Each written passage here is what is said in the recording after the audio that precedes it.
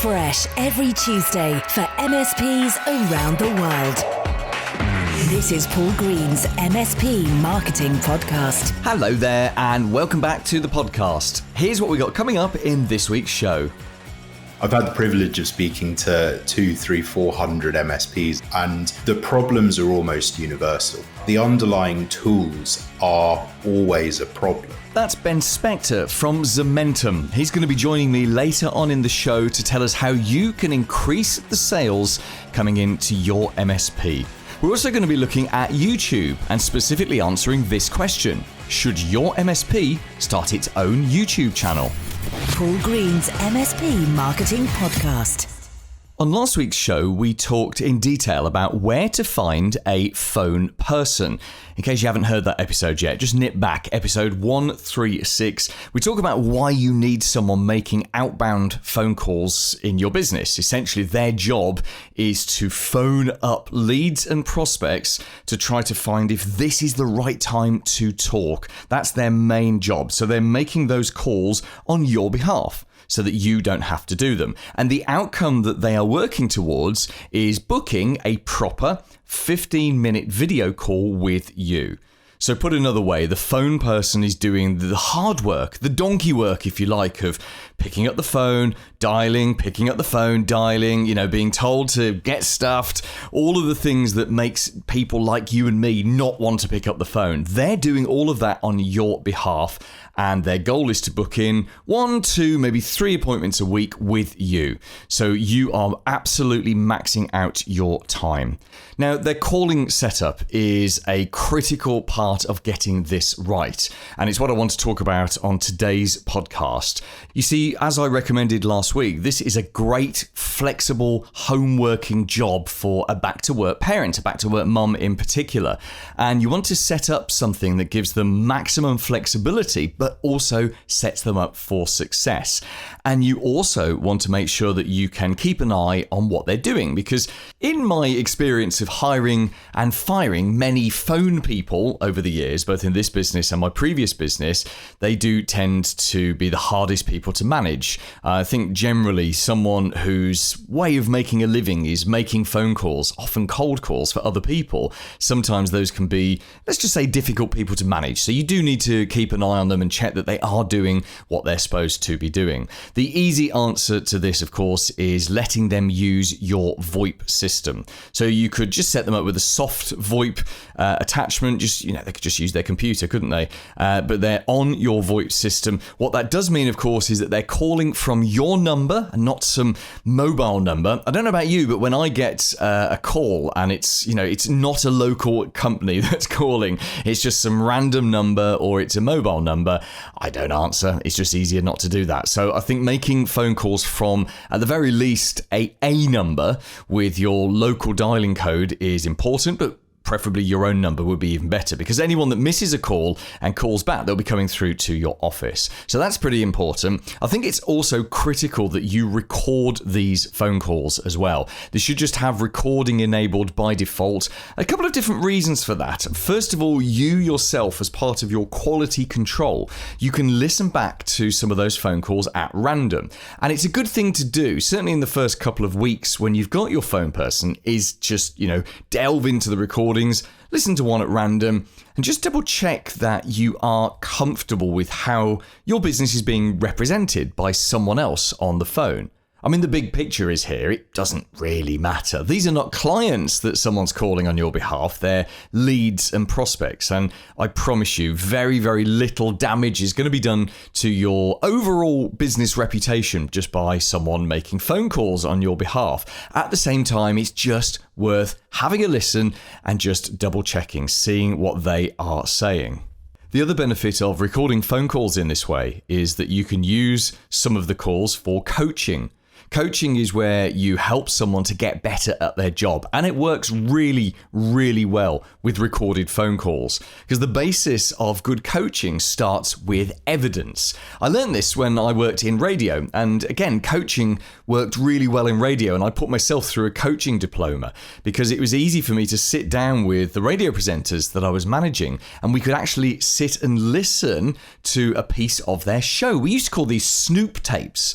Never really thought where that expression came from. I guess because you're snooping on something. But all radio stations, certainly where they have live output these days, there's a little tape running. Well, there's two tapes running. There's one tape that records everything. It's not really a tape anymore. It'll be a hard drive, Paul. Not even a hard drive, Paul. It'll be an SSD. Anyway, you're recording all of the output, and that's kind of like the legal record of what the station has broadcast. But then most presenters will have their own little tape that they're running as well, and that's for them to listen back to the show. In the old days, it was cassette tapes. What would you use these days? I'm so out of touch with radio. Anyway, the point being, you had a little bit of audio you could listen to, and it was really easy for you as the coach and the person you're coaching to discuss 3 critical things based on that recording. The first thing is what's gone well. It's really important to look at what's gone well in any kind of performance. And remember, a phone call is a type of performance. The second thing to look at is what hasn't gone so well. Now, you will hear 1,000 things that need to be fixed in every single phone call, but you have to tackle them one at a time. Because the third thing you say to the person that you're coaching is, what are you going to change tomorrow? Or what are you going to change later on today? And the idea is that out of every coaching session, they walk away with one more thing to go away and improve, to go away and work on, but just one thing. Especially when they first started with you, the temptation is to give them 1,000 things to work on. But actually, if it's something, just one thing that they have heard and picked up on the call, they might say, I was too quiet there, or I didn't hear his question properly, I should have asked for a clarification. It's them hearing themselves making a mistake and realizing how they could have done it better. That's the power of coaching. Coaching is not really about telling them what they should be changing. It's about helping them to hear for themselves where they made a mistake and where they could improve their performance. And that's quite difficult to do with, a bit of technical work with your technicians, but with a telephone person like this, it's simple because every single call can and should be recorded. So that's it. The call setup really should be very, very simple. Oh, actually, I suppose there's one more thing that we should discuss, which is how do they access your calendar? Because remember, the goal here is to get them booking 15-minute appointments on your behalf. What's the easiest way for them to access your calendar? I think something like Microsoft Bookings, which is part of 365, or of course Calendly, which is the paid alternative, or there are hundreds of other alternatives, I'm sure. I think one of those things is the best way to do it. So instead of mucking around trying to have shared calendars and just being difficult like that, complex situations, keep it really simple. Use a service that's already set up and designed for other people to insert things into your live calendar. And of course, the beauty of that is you can set rules within Bookings or Calendly. So you can set times of the day. You can do things like if they book a 15-minute appointment, it actually blanks another 30 minutes after that appointment. So you assume that if the appointment goes well, that 15 minutes could become a 20, 25, 30-minute chat. You don't want to be sitting, stressed and anxious because you've got another event coming up in your calendar. And of course, the other thing you can do with these Bookings and Calendly is send automatic emails to the person so you can get that appointment into their calendar. That's as important as getting it into yours. So I think that's the easiest way to give your phone person access to your diary. Use an automated tool like that. Do you know, I think there's one more part of this puzzle to solve, and that's who should your phone people be calling? And critically, what should they say? So do you know what? I've just decided we're going to do another part on this next week, a third and final part on how to find and train the perfect phone person for your MSP. Next week, I'll tell you who they should be calling and exactly what they should be saying. Here's this week's clever idea. I've been working with MSPs full-time since 2016, and there's a question that I'm starting to be asked more and more, but it's only been in the last couple of years. Yet this question relates to something that's actually been around as a marketing channel since 2005. What's the question? It's this: Paul, should I start my own YouTube channel? And the short answer to this is yes, absolutely you should. Every MSP should have a YouTube channel. And why? Because YouTube isn't just the world's most popular video streaming platform, it's also the world's second most used search engine. What's the world's first most used search engine? Well, it's Google, of course. And who owns YouTube?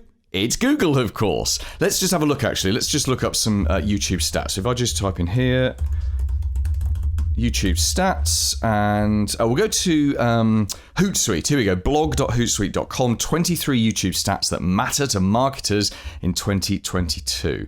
Right, we'll have a bit of that. So YouTube has 1.7 billion unique monthly visitors. I didn't know that. 54% of YouTube users are male, not kind of relevant. In the US, 62% of users access YouTube daily. Visitors spend an average of 19 minutes a day on YouTube. That's interesting, isn't it? And YouTube is the world. Oh, no, I didn't know this. Not only is YouTube the world's second most used search engine, it's also the world's second most used website, after Google, which is the first one. And every minute, 694,000 hours of video are streamed on YouTube.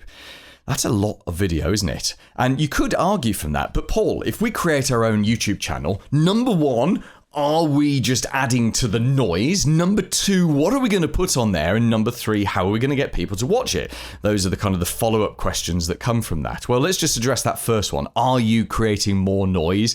Yes, in a way, but does it really matter? On Netflix, they keep adding new programs every single day, and although some programs come off, most of them stay on Netflix. Does that make Netflix less valuable as it adds more programs? Is it adding more noise? As a society, as a species, we are creating content at a phenomenal amount. And I can't find the stat, I'm sure I could if I looked hard enough, but something like 90% of all the content that's ever been created has been created in the last 5 years or something like that. It's a stat, the numbers are probably a bit different, but you get the idea for that stat. And we are creating an amazing amount of content. Does that just mean you're just adding to that noise then if you create a bit of your own content? I don't think so. Not really. I think, in fact, you have to. But content marketing is one of the most robust ways to reach people these days. The people that are buying from you, never forget, those ordinary business owners and managers, they don't know what they don't know. They really know very little about technology. So you have a huge opportunity to both educate and entertain them, edutainment. And you can do that particularly through video. So yes, I think you should start a YouTube channel. And there's a couple of different ways that you can fill up that channel. The easiest and probably the least impactful way is to go and get other people's content. So you have services like my MSP Marketing Edge, which I'm about to talk about in a second, and in the blatant plug bit, we produce videos. We produce a new video every single week. It's lovely, actually. It's a kind of a topical video. So it's not news, but it's about something that people may already be talking about or something new that's happened. And we film a 60-second video about that with a female presenter up on screen. We have a US version and there's a UK version as well. And, it's very, very high quality content. And that, well, in fact, I say to all of our members, we've got 650 plus, I say to them, you should put that onto your YouTube channel. And then, of course, from your YouTube channel, it goes onto your website as well. And we have a monthly video as well, which can go on. And, I know a lot of the vendors produce video content. There's nothing to stop you putting all of that into a YouTube channel. But as I said, that's the least impactful way of doing it. The most impactful way, and the way that will frankly give you the best results, is for you to create your own videos. You on screen making videos. Is that your idea of hell? Is that something that you're thinking, no, I can't do that. I wouldn't want to do that. That's not for me. Well, many MSPs feel exactly that way. And that's why those MSPs who do get around to it, who do actually create their own videos, those are the ones who, over a long period of time, they tend to stand out more. You might only get 30 or 40 views of each of your videos on YouTube, but that's okay. There's nothing wrong with that, because the goal here is not to have 2,000-3,000 views of every video. You're not a YouTuber. You're not making your living off the platform. You're using the platform to influence leads and prospects and other people who could be quite important to you in your local area or in your niche or your niche. So if you could possibly get over all of the objections, all of the things that would stop you from filming your own videos, I promise you it will make a big difference. But only if you commit to it in the long term. You can go back through this podcast and we've had a couple of guests on MSPs who've created their own YouTube channel. If you go back to some of our earlier episodes, and I keep in touch with some of those, followers, and there is a payoff to it. If you can keep creating good content, there is a payoff to it, because eventually you become kind of infamous. People say to you when you meet them at networking events or other meetings, they say, "Oh, I saw one of your videos. You're that guy on YouTube. You're the tech guy on YouTube," and you almost become a mini celebrity. It's like being a TV star, but in a very, very, very small way. But it really does have an impact. And what it does is it gives you differentiation from all of the other MSPs. Now, of course, the things that make the biggest difference in YouTube is the quality of the picture, the quality of the sound, and the lighting. If you get those three things right, get a decent mic, get a decent camera, and get some decent lighting, which doesn't mean spending thousands. Consumer grade kit is practically broadcast quality these days. You don't even need to record in 4K. 1080 will be absolutely fine. You could just use your phone, so long as you use it in landscape. I mean, that's good enough just to get started. And I think that's the secret with a YouTube channel. Commit yourself to doing a weekly video on YouTube, and just get on and do it. Make it a regular thing. Perhaps you do every Thursday morning. Oh, I suppose the other thing I should talk about is what should you talk about on your YouTube channel? Well, that's the easiest thing, because there's so much happening in our little world. You could talk about changes that are happening to software, Teams updates, Windows updates, that kind of thing. You could talk about just sort of general things like, should you have a second monitor, or talk about backups, the real kind of basics, because remembering the audience you're talking to, they don't necessarily understand the basics, let alone the complex stuff. I think some of the content that would really resonate with your audience is actually more business orientated stuff. And this is the kind of the challenge for you, is to talk about businessy stuff, increased productivity, getting things done, remote working, all of those kind of things, which are actually of interest to other business people. In fact, they care about that kind of content more than they care about technology style content.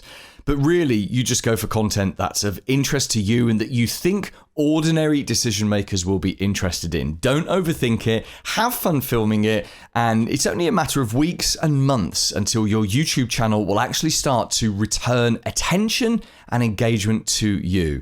And you can turn attention and engagement into leads and new clients. Paul's blatant plug. I did just mention that I was going to do a blatant plug for the MSP Marketing Edge, because we're here to make your marketing easy. And we do that by giving you all of the content that you need and unlimited support to implement that content. Like I mentioned those videos just now, but there's a whole bunch of other stuff. Emails, social media, there's stuff that can go onto your website like buyer's guides, there's a book, there are tools that go into your website, there's a whole ton of stuff, and it's everything you need to build multiple audiences of people, build a relationship with them, and then commercialize that relationship. Now, here's the critical thing.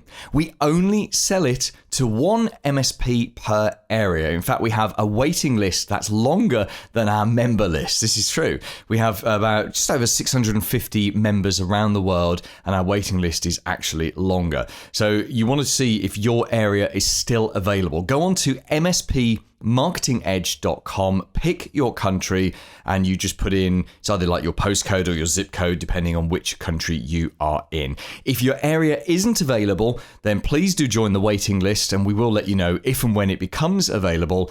If your area is available, I would snap that up. It's free in most parts of the world to try your first month. In the UK, it's just £1, and that's just because we use a different payment system in the UK. But it's a free trial, 30 days, and then afterwards, it's just £99 a month in the UK or $129 everywhere else in the world. There's no contract, and you can cancel anytime. MSPmarketingedge.com. The big interview. Hi, I'm Ben Spector, Product Manager at Zomentum. Hi, Ben. Thank you very much for joining me on the podcast this week. So you and I first got talking when I did a big webinar for Zomentum a couple of months ago. That was an awesome webinar, wasn't it? That was great fun doing that. And thank you very much for asking me to come onto that, yourself and Shannon. I wanted to get you onto my podcast because you are a fascinating guy with lots of things to talk about regarding sales and marketing for MSPs. Before we get into that, and specifically looking at how MSPs should be doing sales and marketing in 2022, just give us a little bit of your background. So who are you? Where do you come from? What gives you the credibility to talk about sales and marketing? Sure. Well, first, thanks for having me. Always a very flattering intro. I would guess I'd caveat the whole thing by saying I'm definitely not a sales and marketing expert. What I do know a lot about is mapping the processes that the MSPs learn from the great sales marketing coaches like yourself into the actual tools and platforms that they're using to run their business. So, my background, I was running an MSP for about the last 15 years that I was fortunate enough to sell and exit around October 2020, so just over a year and a half ago. And I was running that business on Autotask as PSA for about 10 years. We had HubSpot for marketing automation for about the last 4 or so years. And we also had a sales, not a sales tool, a quoting tool, QuoteWorks, for the last, for actually probably about 7 or 8 years. And after I left that business, I then went to join another MSP as technical director, because I thought that's where my interests really aligned. I thought what I enjoyed from my MSP was actually doing kind of managing the technical projects and being responsible for overall technical delivery. So I thought, great, tech director, that's exactly what I'm looking for. In reality, though, they were also running their business on Autotask. And it was really interesting for me to discover that actually what I was really enjoying doing, what I ended up spending most of my time doing, was improving their internal sort of platforms and tooling, tuning Autotask to drive as much automation as possible. And it reached a point after a month or so that I was working with their sales team, putting together, sort of helping them put together the technical elements of some proposals. And they were still doing all of their quoting and proposals directly out of Autotask and Microsoft Word. And it was all very manual and a bit painful. So I said to the CEO, look, we really need to deploy QuoteWorks here, because it will completely transform the way they're doing their sales. And the CEO said, look, that's all well and good. I understand you've got this QuoteWorks experience, but I've heard about this other platform that's been making a lot of noise in the online communities like the Tech Tribe, and it's called Zomentum. To which my response was kind of flippantly, I've never heard of it. QuoteWorks have been doing this for over 20 years. Who is Zomentum? I'm just really not interested in learning a new platform right now. We've got enough on our hands. And so I was given a bit of a, back in your box, Ben. Let's just at least have a demo of Zomentum and see what it's all about. And so I reluctantly had a demo, I guess, as a prospective customer in about January last year, and had that real light bulb sort of fall off chair moment of, wow, this is in fact the entire end-to-end solution to the whole sales problem that I had as an MSP, that they were having as an MSP, and that pretty much any other MSP I'd ever spoken to was also having. They've got a tool that helps them with the marketing, perhaps something like HubSpot, ActiveCampaign, Infusionsoft, those kind of tools. And everyone's generally got a PSA, which does a great job of managing their clients. But there's a gap between marketing and the management of those clients, which is that sales puzzle. And it's, and I think, so what I saw in Zomentum was this tool that would sit between HubSpot for me and Autotask and manage the sales pipeline. And I'd looked at various platforms over the years and tried to solve it with QuoteWorks and various other bits and pieces, and just had never quite got there. So I think what we'll do, we'll talk specifically about Zomentum later on in the interview. I know that right now 1,000 MSPs across the world are putting their head in their hands saying, oh my God, I need another piece of software to add to my stack. First they told me I needed a PSA, then I needed an RMM, then I needed a piece of marketing software. Now, a year ago it was customer experience platforms, and now I need a sales one. But no, I think having seen myself just a little bit of what Zomentum does, I think you're right that it's identified a hole, a problem, and we'll come back specifically to what Zomentum does later on.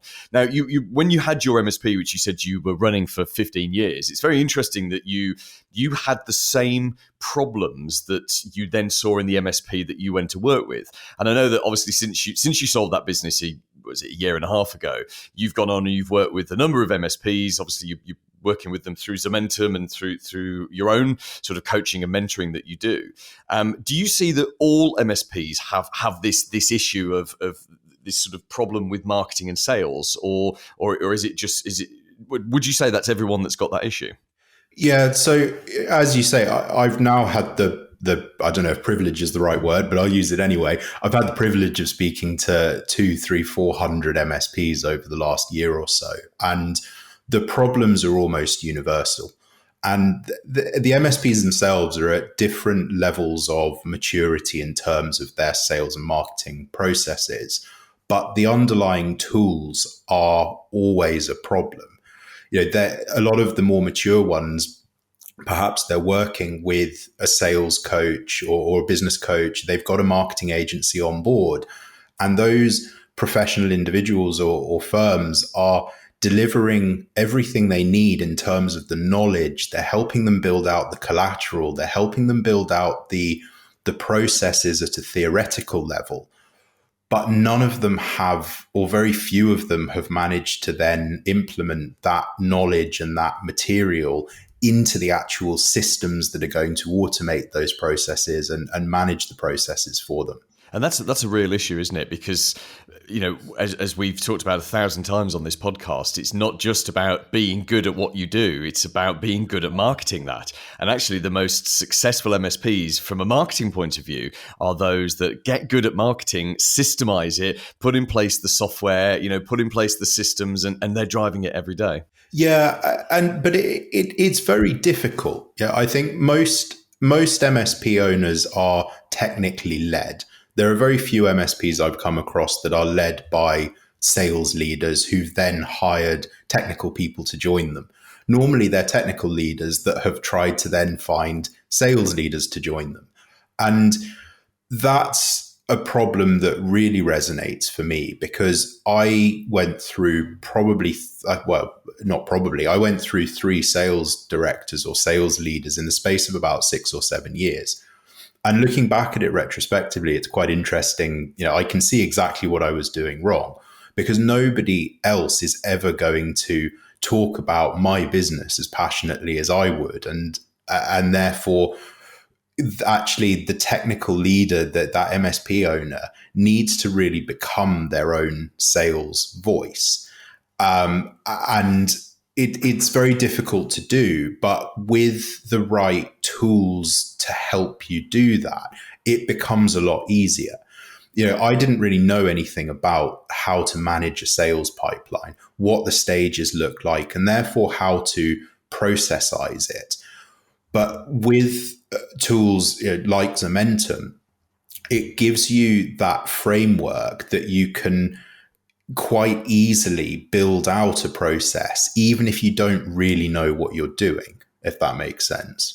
Yeah, absolutely. And I think, as we've just acknowledged, most MSPs don't really know what they're doing. What you've said there is what I think the vast majority of MSPs would admit to. So without turning this into a massive plug for Zomentum, which I'm always cautious of, this isn't a commercial podcast, this is an educational podcast, but I do think that Zomentum is a great tool, and it's one that should be explored. Let's just briefly look at what's the gap that the creators of Zomentum saw, and how does Zomentum fill that gap and help make sales easier for an MSP? The gap really was understanding that most MSPs have the same problem. They don't know how to sell, but the problem really comes from the lack of tooling, more so perhaps than the lack of knowledge. Or perhaps you can use a tool to deliver that knowledge and help build out those processes. So specifically, how does it do that? Again, without obviously getting into the specifics of it, what are the ways that Zomentum fixes that problem? So I think it probably helps to perhaps take a step back from Zomentum specifically, and the sales piece, and look at the overall process through an MSP's business. And I wouldn't say I've always said this, because it's been something of a realization over the last year. But there's 4 key tools that I think all MSPs need to have. And I would always build this stack backwards now. When you first start a new business, the first thing you need to be able to do is comply with accounting legislation, file your taxes, do your payroll, and issue invoices to clients. You need to be able to collect the money. So the first tool that you're probably going to look at is going to be an accounting tool like QuickBooks or Xero that's going to help you collect cash at the early days of the business. And that will run you up until maybe you've got 5 or 10 clients where you can keep that information mostly self-contained in your head. You're probably not needing to share it with many other people. But when you reach that tipping point, the next thing you need is the ability to manage those clients. And so that's then where the PSA comes in. So once you get past perhaps that initial 5 or 10 clients, or you're starting to employ more people, you bring on board a PSA to help you with the onboarding, the project planning, the service desk, the billing, which will then integrate with and pass things on to your accounting. That's great. And you're starting to get organic referrals at that point. You're building your client base. You're probably not doing any proactive sales and marketing, but you're building your business very organically. People are referring prospects to you. So then there comes a point where with those referrals, you need a way to track all of the incoming organic opportunities. And so then I think is the time to look at bringing in a sales platform like Zomentum to help you manage the sales cycle and ensure that of those organically arriving referrals and prospects, you're closing as many of them as possible. Then there comes a point where you're closing the vast majority of the incoming organic referrals, and you're ready to start proactively marketing to bring in the less organic opportunities. And so that, I think, is the time when you really want to start looking at bringing on board marketing resources, reaching out to the marketing firm, putting in place those the marketing automations tools like HubSpot, ActiveCampaign, that kind of thing. So when I talk about that core pipeline through the business, building it backwards from the accounting, then to the PSA, then to the sales, and then finally to the marketing. Ben, you've just laid out the first 5 to 10 years of an MSP's life there. it's as simple I wish it was that easy. Well, yeah, I mean, you've got to do a few technical things and, take a few phone calls along the way. But yeah, there's certainly something in that. Listen, you and I are going to continue our conversation on YouTube, but we're going to pause for now on the podcast. Just tell us a little bit more about how we can get in touch with you and talk about Zomentum. Sure. Best place is probably to look me up on LinkedIn. Just search Ben Spector. If you want to know more about Zomentum, it's just Zomentum.com. Nice and simple. So you and I are going to head over now to YouTube, where we're going to continue this conversation. Some of the things I want to ask you about your software choices. For example, HubSpot. HubSpot's a great marketing tool. It does have a big caveat, which is you have to basically give them your kidney every month. It's an expensive piece of software. So as someone who's actively used it in the past, I want to see if you would choose HubSpot again, and we'll perhaps look at QuoteWorks in a similar way. I also want to talk about what it must have been like for you to have sold your business and then go to work for someone else, because you were telling us earlier you went to be a technical director at another MSP. So I want to talk about what that must have done to your mind set. And also we'll talk about shiny new thing syndrome as well. So you and I are going to continue this conversation right now at youtube.com/MSP Marketing. Paul Green's MSP Marketing Podcast. This week's recommended book. Hi, I'm Neil Rennick from MSP Dark Web. The book that I'd like to recommend is Launch by Jeff Walker. For the simple reason that it really helped us to build the initial stages of our brand new online dark web scanner with the power of being able to sell almost anything online on a subscription base. Coming up next week. This is Shweb from asaservice.support. Join me on Paul's podcast next week as we talk about MSPs all around the world and how they are very much the same but very different too. Do subscribe wherever you listen to this podcast so you never miss an episode. Because next week we're going to be finishing off this 3-part series about getting a phone person. I'll be telling you next week who they should be calling and what they should be saying. Plus, we're going to be talking next week about getting a business mum. What is a business mum and why does every MSP need one? Well, I'll tell you that on next week's show. Now, on YouTube, we have a ton of extra content for you. The extended interview with Ben Spector from this week, that's there right now on YouTube. And on Thursday, we'll be releasing the latest episode of Another Bite. It's our show about the show, where we pick up some of the most interesting things from this podcast and we discuss them in a little bit more detail. You'll find all of that at youtube.com/MSP Marketing. Join me next Tuesday and have a very profitable week in your MSP. Made in the UK for MSPs around the world. Paul Green's MSP Marketing Podcast.